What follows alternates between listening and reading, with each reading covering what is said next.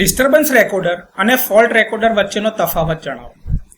તો disturbance recorder જે છે એ સ્વિચિંગ અને ઓસિલેશન સહિત તમામ પ્રકારના વિક્ષેપો એટલે કે ઇન્ટરપ્શન દરમિયાન સિસ્ટમના વર્તનને રેકોર્ડ કરે છે, જ્યારે ફોલ્ટ રેકોર્ડર એ ફક્ત ફોલ્ટની પરિસ્થિતિ વખતે જ રેકોર્ડ કરે છે.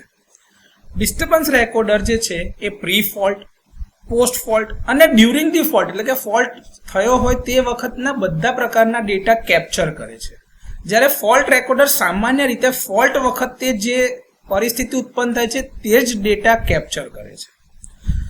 ડિસ્ટર્બન્સ રેકોર્ડર જે છે એ ઉચ્ચ સેમ્પલ રેટ અને લાંબી રેકોર્ડિંગ અવધિ એટલે કે લાંબુ રેકોર્ડિંગ ટાઈમ ધરાવે છે, જ્યારે ફોલ્ટ રેકોર્ડર છે તુલનાત્મક રીતે ઓછો સેમ્પલિંગ રેટ અને ઓછો સમયગાળો ધરાવે છે.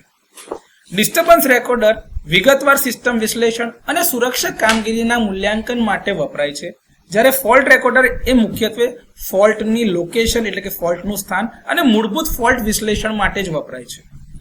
ડિસ્ટર્બન્સ રેકોર્ડર એનાલોગ અને ડિજિટલ એ બંને પ્રકારના સિગ્નલોનો સતત સંગ્રહ કર્યા કરે છે, જ્યારે ફોલ્ટ રેકોર્ડર એ ફોલ્ટને કારણે જ ખાલી ટ્રિગર થાય છે અને તે દરમિયાન જે કંઈ બી પરિસ્થિતિ ઉત્પન્ન થાય છે એ સિગ્નલ જ રેકોર્ડ કરે છે. તો ડિસ્ટર્બન્સ રેકોર્ડર અને ફોલ્ટ રેકોર્ડર વચ્ચેની સરખામણીના આ થોડા ઘણા મુદ્દા છે.